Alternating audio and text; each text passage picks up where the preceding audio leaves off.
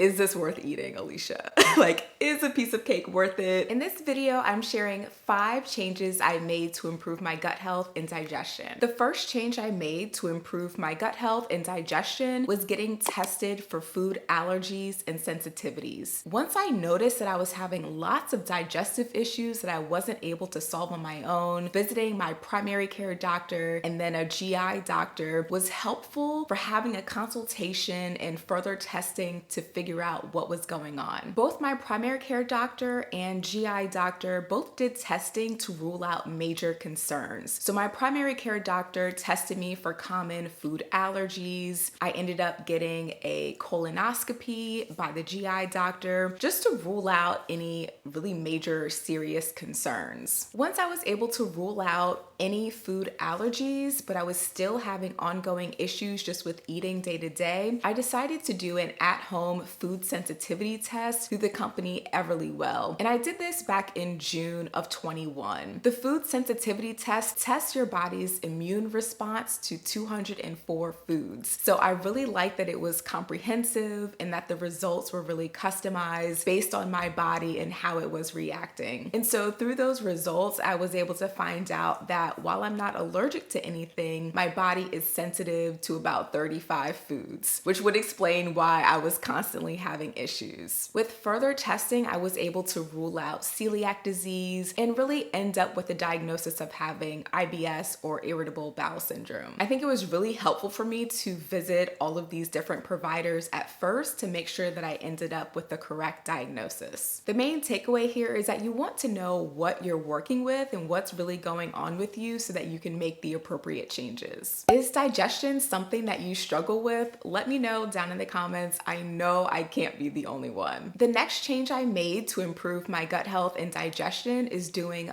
lots of experimentation. So I had to do lots of experimenting in various elimination diets to really figure out which specific foods are triggers and cause issues for me. So before I did the Everlywell test, I had done the Whole30 diet. The Whole30 is essentially an elimination diet that you do for 30 days to really simplify what you're eating in order to figure out what foods or food groups are causing issues for you. On the Whole30, you strip your diet down to meat, seafood, eggs, vegetables, fruit, and natural fats. You are eliminating things like added sugar, alcohol, all types of grains, legumes, and dairy. Y'all, the Whole30 is no easy feat, but it is well worth it to figure out what your body is really reacting to. So the Whole30 was one elimination diet that I did. Then once I did the food sensitivity test and got my customized results, then I did another elimination diet where I removed several foods that I was more sensitive to. What was so important about the Everlywell results for me was the finding that my body is very sensitive to gluten, dairy, almonds, and eggs. But day to day, the main things that I avoid are gluten and dairy. Those are 2 no-goes for me for the most part. During the experimentation process, I found it helpful to keep a food journal, especially as I was doing the elimination diets and adding foods back in. Having a log of what I had eaten allowed me to go back and really pinpoint what food or ingredient could be causing an issue for me. And just so I don't forget, I keep a list in my phone of the foods that really cause issues for me right now so that I can easily go back and refer to it as needed. I honestly feel like the experimentation phase is ongoing. I constantly feel like I'm doing trial and error, but at least now I can make informed decisions. Whenever I think about eating something that may be kind of questionable or has something that I'm sensitive to, I always ask myself, is this worth eating, Alicia?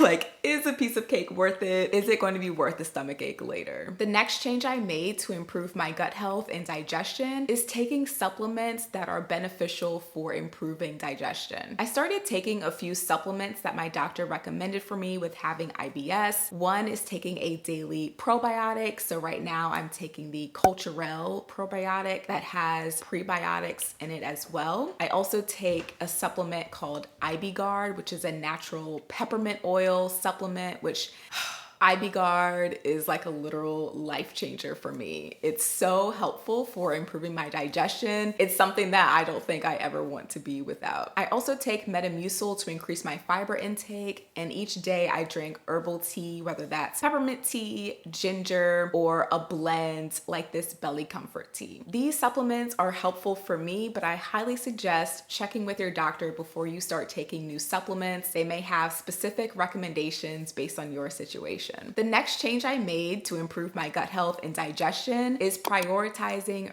real food and staying hydrated. In order to prioritize having real foods, I've had to prioritize cooking and even simplifying the meals that I was making in order to figure out which ingredients work well for me and which I should stay away from. So there are several dishes that I love.